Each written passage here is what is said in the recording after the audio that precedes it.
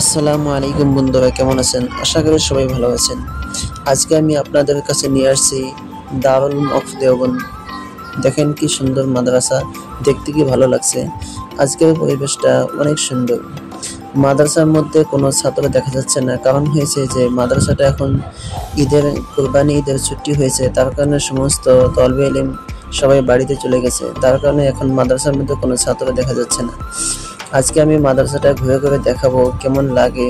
আপনারা চাইলে এখানে এসে আপনারা এক্সাম দিয়ে দেখতে পারেন আপনাদের নাম আসে কিনা। এই সামনে যেটা বিল্ডিংটা দেখতে পাইতেছেন, এটা হয়েছে দারুল মকফের দরা হাদিস। উপরতলায় এখানে হাদিসের দরস দেওয়া হয়, ক্লাস হয়, আর নিচে আরো অন্যান্য ক্লাস আছে। এটা হয়েছে দরা হাদিস দারুল মকফের দেওবন্দরে। আপনাদেরকে আরো ঘুরে ঘুরে ভালো করে দেখাবো। দেখেন কি সুন্দর লাগছে। এটা হয়েছে মাদ্রাসার গার্ডেন। আর এটা যে দেখতে পাইতেছেন, এটা হচ্ছে হুজ্জাতুল ইসলাম একাডেমি। এখানে অনেক ক্লাসও করা হয়, এখানে মিটিং হয় মাদ্রাসার।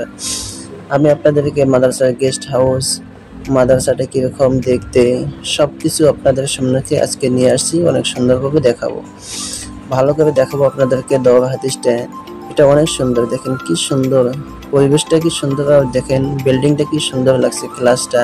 এটা হয়েছে দরা হাদিস। ওয়াও, কিতনা খুবসুরত है, দেখেন কি সুন্দর লাগছে। আর এখানে এটা হয়েছে দারুল ইকামা, মানে এখানে যে ছাত্রগুলি মাদ্রাসায় থাকে তাদের এখানে জায়গা করে দেওয়া হয় থাকার জন্য।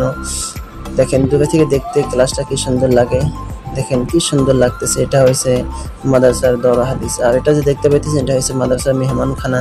আজকের মতো এতটুকুই, সবাই ভালো থাকবেন। আল্লাহ হাফিজ।